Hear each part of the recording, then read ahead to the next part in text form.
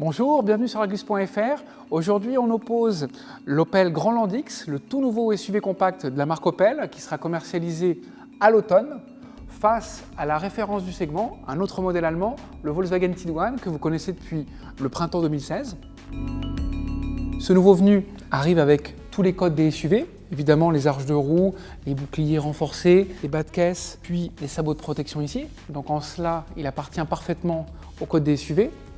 Pour ce qui est du Volkswagen Tiguan, c'est plus rigide, c'est plus géométrique dans les lignes, un côté peut-être plus statutaire avec beaucoup de chrome.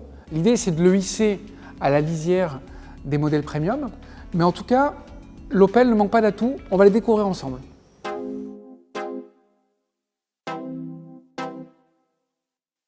Pour l'Opel, le registre formel, c'est plus dans le dynamisme, avec des lignes plus souples, du galbe, du muscle. Il y a aussi une petite touche de personnalisation, avec ici un toit laqué de noir qui contraste avec le bleu de la carrosserie. C'est sur les finitions haut de gamme. Il y a aussi un peu de chrome au niveau des barres de toit et les joncs ici. Ça permet de valoriser, d'avoir un côté plus élégant. Et puis après, comme on le dit tout à l'heure, les codes des SUV, donc le mariage entre sportivité, dynamisme et SUV, ça fonctionne bien. Le Tiguan, c'est un profil cubique, géométrique, l'esprit du monospace. On verra tout à l'heure à bord en quoi ça réside. Et puis, pas mal de chrome, avec des couches comme ceci, pour casser un peu l'effet de hauteur. Pour aller jusqu'au bout de la démarche, la poupe arrière est très verticale, avec un seuil de coffre qui est plus bas et un haillon caractérisé ici avec une grande surface vitrée. Pour l'Opel, c'est toujours le dynamisme, avec des proportions différentes. Un tiers de vitre, 2 tiers de tôle, ça permet d'avoir plus de sportivité, d'étirer les lignes, c'est un parti pris différent. À bord de l'Opel Grandland X, on a des formes plutôt ondoyantes.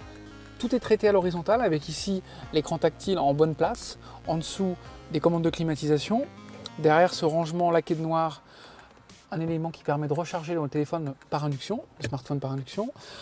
L'ambiance est plutôt sportive, en termes de qualité c'est plutôt bien fini. On a des compteurs analogiques et puis une certaine austérité parce que tout est plutôt noir. À bord du Volkswagen Tiguan, le mobilier est beaucoup plus géométrique, c'est plus rectiligne, on a des facettes, ça peut sembler plus austère, mais la justification c'est de mettre en valeur la technologie avec un écran de grande taille qui peut atteindre 9 pouces. On a également une instrumentation 100% numérique, donc l'un dans l'autre, c'est plutôt valorisant. À l'arrière de l'Opel Grandland X, on a suffisamment d'espace, c'est relativement habitable, place aux jambes, suffisamment de garde au toit. En revanche, on regrettera que la banquette ne soit pas coulissante et que les dossiers qui ne sont pas inclinables sont quand même assez verticaux. En revanche, pour les enfants, on a des vitres surteintées. On a également des stores, donc le voyage sera agréable. Ne vous fiez pas aux apparences, c'est pas parce qu'il y a un toit vitré et que la sellerie est claire que le Volkswagen Tiguan paraît plus spacieux. On l'a mesuré, dans les faits, il est plus grand. Et puis en termes d'atouts, c'est surtout cette banquette coulissante et puis ces tablettes qui le rapprochent davantage d'un monospace que d'un SUV, qu'il est plus pratique et un peu plus fonctionnel.